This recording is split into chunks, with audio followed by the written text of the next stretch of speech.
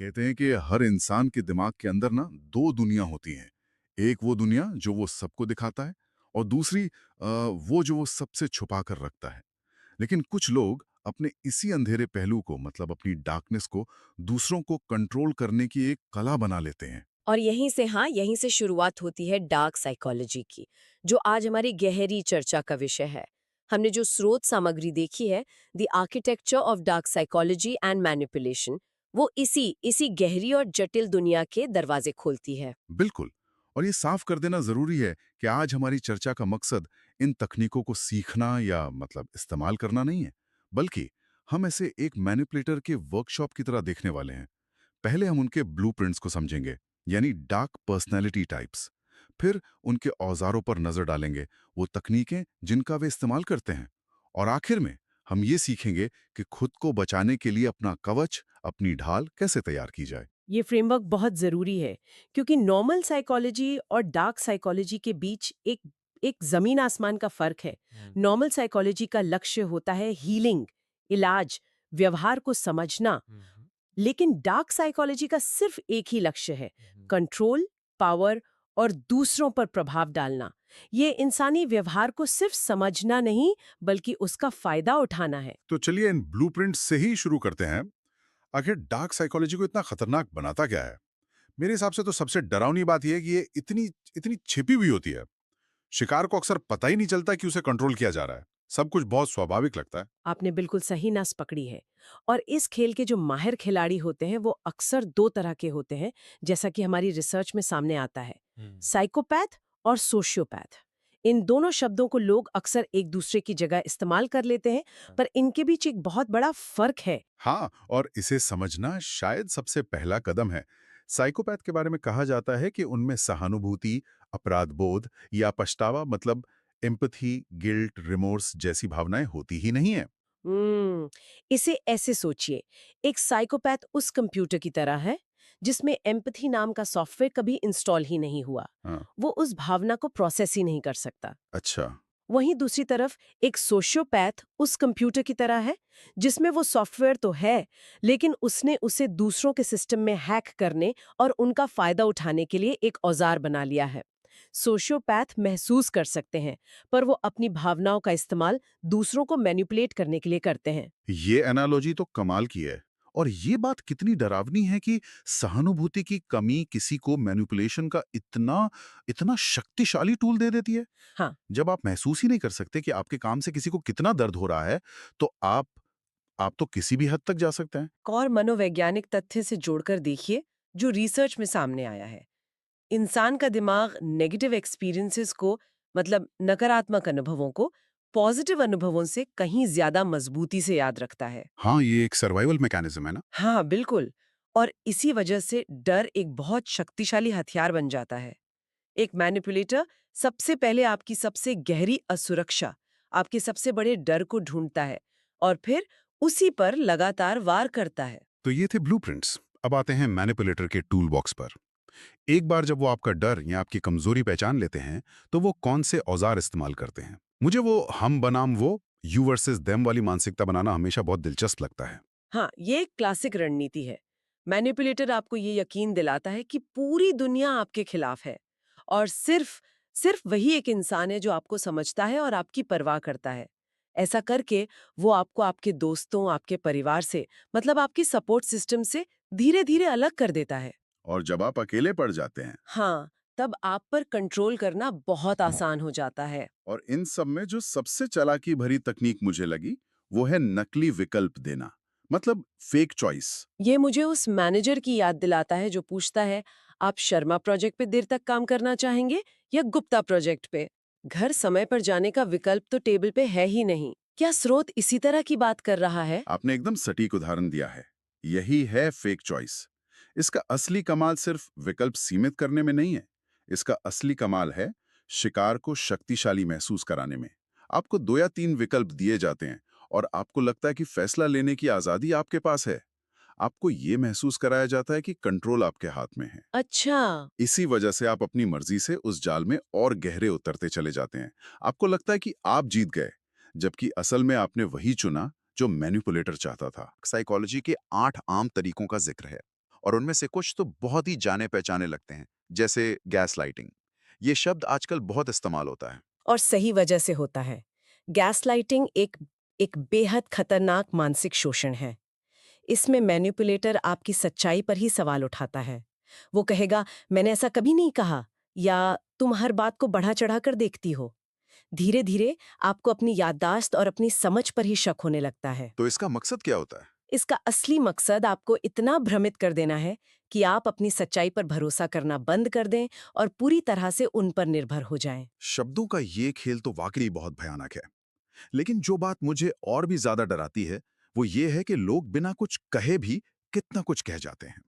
Research में एक आंकड़ा दिया गया है जो मेरे दिमाग में अटक गया है कि हमारा 93% कम्युनिकेशन नॉन वर्बल होता है। 93%। इसका मतलब तो ये हुआ कि अब तक मैंने जितनी भी बातें की हैं वो असल बातचीत का सिर्फ 7% हिस्सा थी। ये आंकड़ा चौंकाने वाला है ना? और यही वो मैदान है जहां मैनिपुलेटर माहिर होते हैं। वो उन संकेतों को पढ़ सकते हैं जिन्हें आम लोग नजरअंदाज कर देते हैं। यहीं पर माइक्रो एक्सप्रेशंस का कॉन्सेप्ट आता है।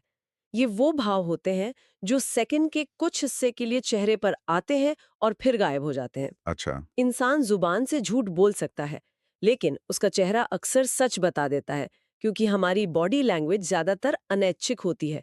इसे हमारा अवचेतन मन कंट्रोल करता है। तो क्या झूठ पकड़ने के कुछ तयशुदा संकेत होते हैं?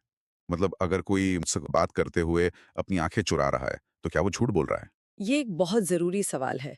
रिसर्च में कुछ आम संकेतों का जिक्र है, जैसे घबराहट वाले इशारे, बार बार चेहरे या बालों को छूना, आंखों से संपर्क से बचना, या फिर जरूरत से ज्यादा आई कांटेक्ट बनाना, हाँ। और एक जबरदस्ती की मुस्कान जो आंखों तक नहीं पहुंचती। लेकिन रुकिए, इनमें से कुछ चीजें तो कोई तब भी कर सकता है जब वो बस नर्वस हो या उसे सोशल एंजाइटी हो।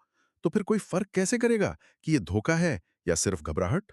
बहुत बढ़िया पॉइंट उठाया आपने। और यही सबसे बड़ी चुनौती है। कोई भी एक संकेत झूठ का पक्का सबूत नहीं होता। असलियत में मैनिपुलेटर को शब्दों और बॉडी लैंग्वेज के बीच का टकराव पकड़ना आता है। टकराव? जैसे जैसे मान लीजिए आपका कोई सहकर्मी आपको बता रहा है कि उसने प्रोजेक्ट का अपना हिस्सा पूरा कर लिया है। वो कह रहा है, हाँ सब हो गया, लेकिन उसकी आंखें कमरे में इधर उधर भाग रही हैं, वो बेचैनी से अपना पैर हिला रहा है। और उसके चेहरे पर एक तनाव भरी मुस्कान है। बिल्कुल। शब्द एक बात कह रहे हैं, लेकिन शरीर चीख चीख कर कुछ और कह रहा है। ये जो तालमेल की कमी है, इसी को एक माहिर मैनिपुलेटर पकड़ता है। ठीक है, तो हमने ब्लूप्रिंट्स देख लिए, औजार भी देख लिए। अब गवच की बात करते हैं। कोई अपने रोजमर्रा के जीवन में इन संकेतों को कैसे पहचाने? वो कौन सा पल है जब किसी को रुककर सोचना चाहिए कि शायद मुझे मैनिपुलेट किया जा रहा है? कुछ बहुत साफ रेड फ्लैग्स हैं जिन पर ध्यान देना चाहिए।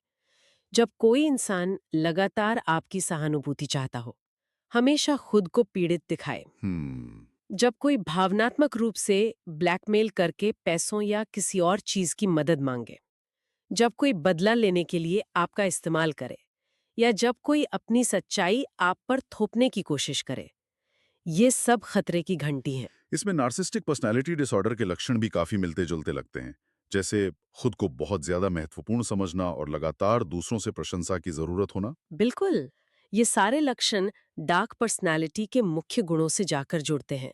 सहानुभूति की कमी, बहुत ऊंचा अहंकार और आक्रामकता। ये लोग असल जिंदगी में कुछ खास तरकीबें अपनाते हैं, जैसे गिल्ट ट्रैप, यानी आपको अपराध बोध में फंसाना। हाँ, ये तो हम सब ने अनुभव किया है। हाँ, हम सब ने इसका हल्का फुल्का रूप जरूर अनुभव किया है। सोचिए उस रिश्तेदार के बारे में जो कहता है, अरे तुम मेरी चिंता मत करो, मैं तो यहाँ अकेले ठीक हूँ। वो आपको आदेश नहीं दे रहे हैं, लेकिन वो आपकी भावनाओं को मैनिपुलेट करके वो करवा रहे हैं जो वो चाहते हैं। डार्क साइकोलॉजी में बस इसी चीज को एक खतरनाक स्तर तक ले जाया जाता है। तो अब सबसे जरूरी सवाल पर आते हैं। अगर किसी को ये एहसास होता है कि वो ऐसी स्थिति में है, तो खुद को बचाए कैसे? सिर्फ पहचान लेना तो आधा काम हुआ। नहीं, पहचानना तो सिर्फ पहला कदम है। असली काम बचाव में है। और रिसर्च इसके लिए कुछ बहुत ही कारगर कदम बताती है। सबसे पहला और सबसे जरूरी कदम है भावनात्मक सीमाएं तय करना, यानी सेट इमोशनल बाउंड्रीज। इसका मतलब क्या है? इसका मतलब है कि आप ये तय करते हैं कि कोई दूसरा आपकी भावनाओं के साथ किस हद तक खेल सकता है और कहाँ नहीं। जब आप ये दीवार खड़े कर देते हैं, तो मैनिपुलेटर को आपकी भावनाओं को हथियार बनाने का मौका ही नहीं मिलता। अगला कदम है बहस से बचना। ये सुनने में थोड़ा अजीब लगता है। हमें तो लगता है कि हमें अपनी बात रखनी चाहिए, अपना बचाव करना चाहिए। और यहीं पर मैनिपुलेटर आपको फंसाता है। उनके साथ बहस करने का मतलब है उनके बनाए हुए झूठे और तर्कहीन जाल में फंसना। वो तर्क से नहीं, भावनाओं से खेलते हैं। जब आप उनसे बहस करते हैं, तो आप अनजाने में उनकी उस झूठी दुनिया को मान्यता दे देते हैं। इसलिए उनकी बातों में उलझने के बजाय उस बातचीत से बाहर निकल जाना ही समझदारी है। ठीक है, ये समझ आया। और सहानुभूति के जाल में ना आने का क्या मतलब है? इसका सीधा संबंध विक्टिम प्लेइंग से है। मैनिपुलेटर अक्सर खुद को बेचारा दिखाकर आपकी सहानुभूति हासिल करने की कोशिश करते हैं। आपको उनकी मदद करने का मन कर सकता है, लेकिन आपको याद रखना होगा कि ये अक्सर एक जाल होता है। उनकी मदद करने का मतलब है उन्हें अपनी जिंदगी में और ज्यादा कंट्रोल देना। उनकी समस्याओं को हल करना हमारा काम नहीं है। बिल्कुल। और एक सुझाव है रियलिटी चेक करने का, जो मुझे गैसलाइटिंग के संदर्भ में बहुत जरूरी लगता है। हाँ, ये जीवन रक्षक हो सकता है, क्योंकि गैसलाइटिंग जैसी तकनीकें आपकी सच्चाई पर ही हमला करती हैं। इसलिए किसी भरोसेमंद दोस्त या परिवार के सदस्य से बात करना बहुत जरूरी हो जाता है। वो आपको एक बाहरी निष्पक्ष नजरिया दे सकते हैं और आपको ये समझने में मदद कर सकते हैं कि जो हो रहा है वो वाकई गलत है और ये आपकी कल्पना नहीं है। और आखिरी और शायद सबसे कारगर तरीका, दूरी बनाए रखना। बिल्कुल। कभी कभी किसी जहरीली स्थिति से खुद को पूरी तरह से बाहर निकाल लेना ही सबसे अच्छा और एकमात्र विकल्प होता है। अगर कोई इंसान लगातार आपकी मानसिक शांति को भंग कर रहा है, तो उससे दूरी बनाना खुद को बचाने का सबसे शक्तिशाली तरीका है। लेकिन ये कहना जितना आसान है, करना उतना ही मुश्किल हो सकता है, खासकर जब वो मैनिपुलेटर आपका कोई करीबी रिश्तेदार, पार्टनर या बॉस हो। सही कहा, ये कोई एक बटन दबाने जैसा आसान फैसला नहीं है। इन बचाव के तरीकों को लागू करने के अपने सामाजिक और भावनात्मक परिणाम हो सकते हैं। रिसर्च हमें ढाल तो देती है, लेकिन ये हमें अपनी रिश्तों और सीमाओं के बारे में मुश्किल सवाल पूछने पर भी मजबूर करती है। बिल्कुल। ये एक प्रक्रिया है, कोई एक घटना नहीं। तो अगर हम आज की पूरी चर्चा का सार निकालें, तो हमने मैनिपुलेटर की वर्कशॉप में झांका। हमने उनके ब्लूप्रिंट्स, साइकोपैथ, सोशोपैथ देखे, उनके औजार, गैसराइटिंग, फेक चॉइस परखे, और फिर खुद को बचाने के लिए कवच, सीमाएं, दूरी बनाने के तरीके भी सीखे। डार्क साइकोलॉजी सिर्फ एक खतरा नहीं है, बल्कि एक ऐसा ज्ञान है जो हमें बचाता है। और जैसा कि स्रोत के आखिर में बहुत दमदार तरीके से कहा गया है, डार्क साइकोलॉजी हथियार भी है और ढाल भी। अगर आप इसे नहीं समझेंगे, तो कोई और इसका इस्तेमाल करके आपको कंट्रोल करेगा। और ये बात इसलिए और भी ज्यादा जरूरी हो जाती है क्योंकि हमारे 95% फैसले हमारा अवचेतन मन लेता है। मैनिपुलेटर इसी छिपे हुए 95% पर हमला करते हैं। इसलिए इन तकनीकों के प्रति जागरूकता ही बचाव का पहला और सबसे महत्वपूर्ण कदम है। बिल्कुल। और श्रोताओं के लिए एक अंतिम विचार छोड़कर जाते हैं। इस रिसर्च में मानव मानस के 3 हिस्सों का जिक्र है। आईडी जो हमारी सहज प्रवृत्ति या इंस्टिंक्ट्स को दर्शाता है, भूख, गुस्सा, इच्छाएं, ईगो जो तर्क यानी लॉजिक को दर्शाता है, और सुपर ईगो